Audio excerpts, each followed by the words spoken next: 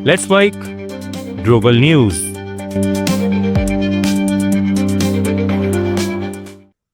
नमस्कार, Let's Mic Global News में विश्व की ताज़ा खबरें।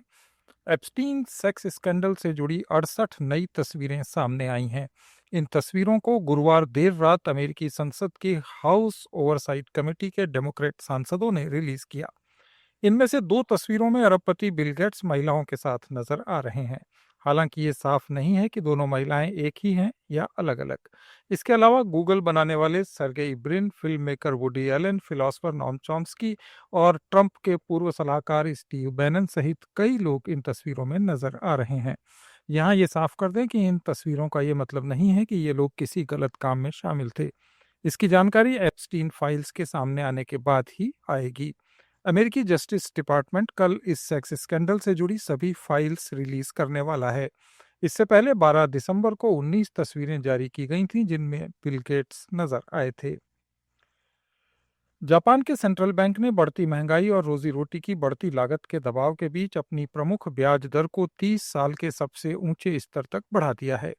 आज लिए गए इस फैसले में बैंक ऑफ जापान की पॉलिसी बोर्ड ने बेंचमार्क ब्याज दर में 1/4% की बढ़ोतरी की। इसके बाद ब्याज दर करीब 0.75% हो गई है। बैंक के गवर्नर काजुओ उएडा ने इस बैठक की अगुवाई की। ये फैसला ऐसे समय आया है जब जापान की नई प्रधानमंत्री सनाई तकाइची महंगाई को काबू में लाना चाहती हैं। ये जनवरी के बाद पहली बार है जब बैंक ऑफ जापान ने अपनी ब्याज दरों में बढ़ोतरी की है। इसके अलावा सनाई तकाइची और काजुओ उएडा के मौजूदा पद संभालने के बाद भी ये पहली वृद्धि है। यूरोपियन यूनियन के नेताओं ने यूक्रेन को 90 अरब यूरो का कर्ज देने पर सहमति बना ली है।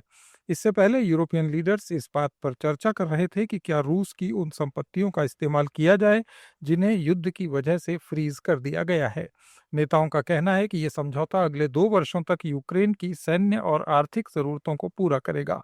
ये फैसला ब्रुसेल्स में हुए शिखर सम्मेलन में एक दिन से ज्यादा चली बातचीत के बाद लिया गया।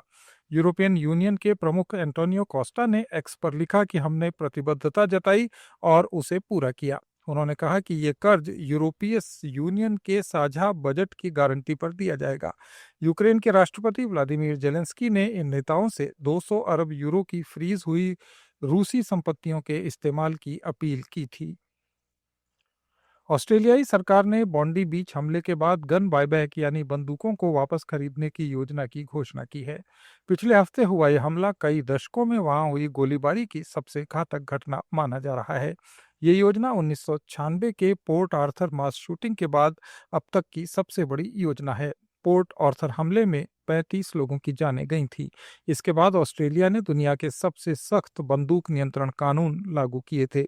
रविवार को बॉन्डी बीच पर आयोजित एक यहूदी उत्सव के दौरान 2 बंदूकधारियों ने फायरिंग की जिसमें 15 लोगों की मौत हो गई और दर्जनों लोग घायल हो गए। माना जा रहा है कि हमलावर चरमपंथी संगठन इस्लामिक स्टेट की विचारधारा से प्रेरित थे।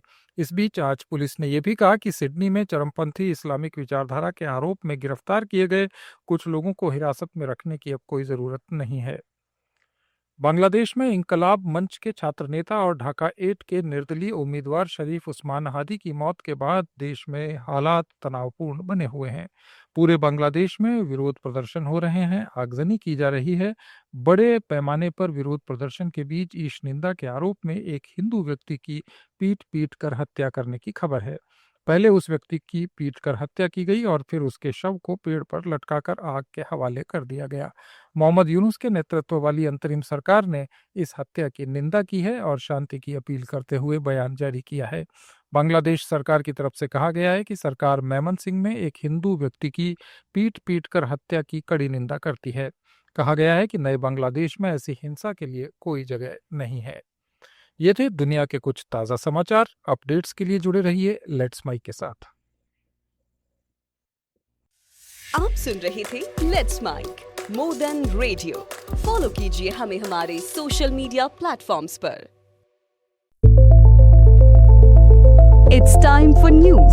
It's time for more than radio. Presenting the first radio news app, Let's Mic.